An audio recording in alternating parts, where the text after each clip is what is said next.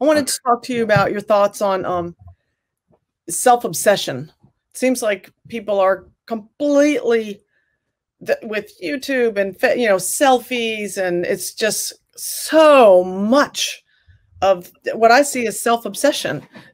Where do you think that's coming from, and do you see it changing us as people? I think it's coming to some extent from the fact that we're becoming socially more isolated from one another, not just by COVID, but by telephones and computers and so on. We in the old days, you'd be in the marketplace having a chat, and now that's changed a bit, and I think that has created problems. But I've always personally been against any sort of self-examination. I don't examine myself. In fact, when I wrote my memoirs, my publisher said, "You've told me everything about all the people you've met, but there's nothing about you in this book. Why haven't you put something about yourself in?" I said, and I meant it. I'm not interested in me. I'm interested in what I can observe, what I can see. I love my memoirs are called Watching, because I just love watching the world. There's nothing more exciting than sitting in a street cafe in Paris and watching the world go by, or being in the South Pacific in a small tribal culture and watching them dancing after a feast. And so and wherever I go, I have antennae which twitch, because every time I see something new, or some new gesture, or new posture, or new action, or new dance, or new music, I'm responsive to that. And I never stop to look inward at myself. I've never really been interested in it. And I think that people who do spend a lot of time, as you say, self-obsessed, looking inwards, I think they're missing something, because we have a lovely little planet. It's quite a small planet, I've been times when I've been at the top of a very tall ship and seen the curve of the horizon. And when you look out, instead of seeing a straight, you see a curved horizon. You think, "Oh Lord, this is a small place," And having traveled around the world, maybe 10 times in my life, literally right around the world, I have a feeling now for the whole of humanity and understanding. And the marvelous thing is this: if you go to any culture in the world and you watch a mother playing with a small child, it's the same.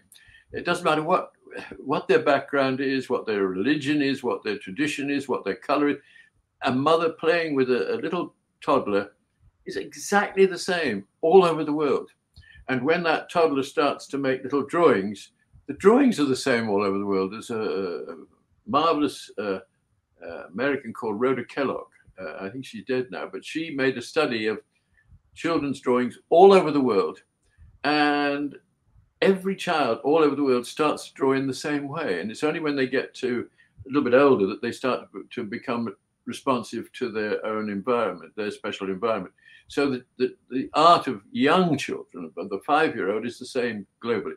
We all start out like that, and then we start to develop our responses to particular cultural pressures, and our different cultures develop. So we have different music and different dancing and different literature and different science and different agriculture, or all these little subtle differences come in. And then we have the opportunity, because we can travel, or used to until 2020. Yeah. We were able to travel all over the world and see all these different things and eat different foods. I mean, just take food, for example. Now, food it's basically nutrition, but it's been turned into an art form.